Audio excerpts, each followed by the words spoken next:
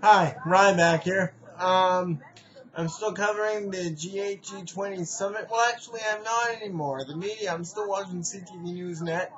It's 9:30 p.m. my time, and it's no longer being called the G8G20. Now they're calling it their coverage of the G8 protest. So it's not even about the politicians' agenda anymore, folks. The legitimacy is being buried by the acts of these individuals. A couple of things, though, before I continue. Number one, I'm posting these videos in the reverse order. This is video number 3. So for anybody out there who may be interested in what I'm saying, go back 2 videos and you'll be at the first one. If you want to watch them in order, and I don't think that matters. Number 2, when I had a pause with my second video, it was because I was watching the television. I didn't say anything. I hope you weren't bored. I hope you weren't turned off. I should have made clear that I was watching TV while I am recording these, and I'm going to keep doing that. So if I pause and if I look away, it's because I'm looking at my TV and I'm listening to the news, okay?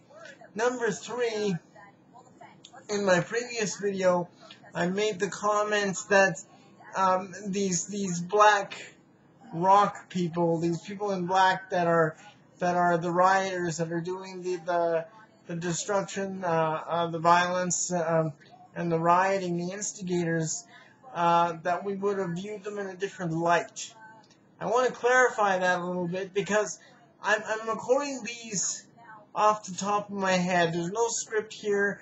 I probably should have a script here. It would be wise. I don't want to misrepresent myself as supporting anything that's going on, because I don't. So I just want to be clear about something.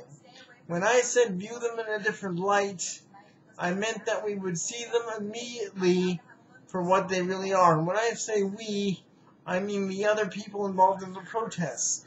But when you have large numbers of people in the streets protesting, taking up political action, trying to be heard, sometimes our perceptions of acts like these people in black are committing can be distorted. Sometimes we don't even see them right away. We aren't aware of them. I know that it's hard to believe, and again, I don't want to sound like I'm mitigating or marginalizing what they're doing, but it's true. So that's what I meant by that. It doesn't make what they're doing right. It doesn't. What they're doing is wrong. But I hope to clarify and make clear what my perspective on these people in black is. They're criminals, and that's all there is to it. They don't have an agenda. They just see what they want, and they're using this as an excuse to get it. So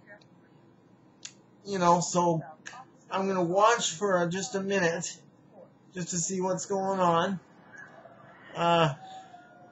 It's the police car burning again, a symbol of authority, a symbol of social order, and that's why it was targeted. And I have to say this too, though, and I don't mean to sound like I'm flip-flopping here, but I think that in times like these, it's important after the event is over, and even before, that the role and the rules for police be clear, because it's very easy, because police are only human too, it's very easy for people to get out of hand, including the police. So I'm not advocating the police have a free hand either. I think I expressed in a previous Tubecast how Orwellian everything was getting, with people having to check their IDs and so on and so forth.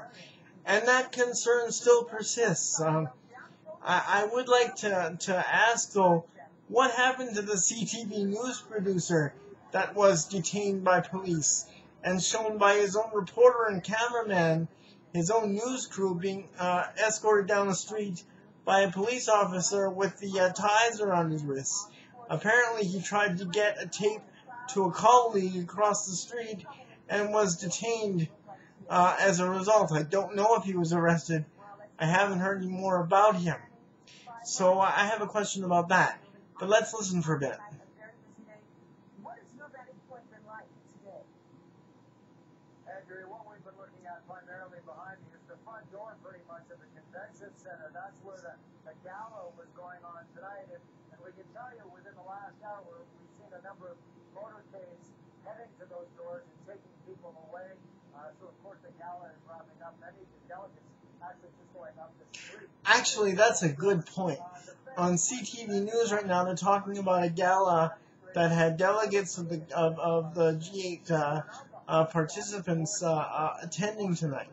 And because this is taking place in the city of Toronto, and because it's spread into various areas of the city, people who aren't a part of the protest, but who are curious, have come down to check things out. And as a result, you've got people who are not necessarily involved becoming involved in the riots. So you could have people who are unaware putting themselves at risk. In fact, a couple of times here tonight on the news, I've seen people taking pictures and video with their cell phones right beside a fired police car, a police car that was on fire. That police car could have exploded, and I don't know if people understood that, and I wonder how many of those people were bystanders who saw this going on, came down to check it out, and don't really realize the danger of the situation, because a couple of people, I honestly think, had the aspect of thinking that this was more of a street party or a block party rather than a protest. They didn't realize how serious it was.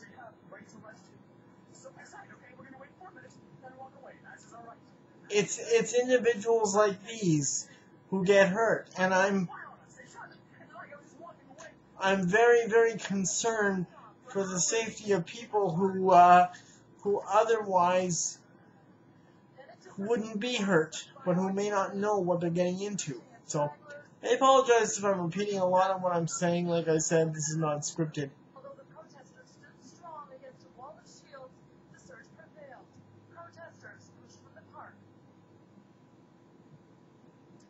By the time police had reclaimed this area, they had made dozens and dozens of arrests, people who had gone too close to the police line or who were to make police orders. And let me tell you, there were some very tense moments every time the police line would move forward to make an arrest. Much of the crowd would turn and run frantically, causing a bit of chaos. We ourselves had to take our camera and retreat a few times as well. But as I say, Queen's Park is now all quiet, all clear. We're glad, Natalie Johnson, and I'll go back to you, Tom. That's right. You're talking about an environment that's very closed and constrained. So when you've got people who are being pushed along a street, who knows what's going to happen? I really think that the G8G20 planners should have rethought the location for this. Anyway, I don't know how long I've been on here for, so I'm going to cut right now. I'm going to go for a minute, and I'll be back in a few minutes with more. See you soon, and be safe.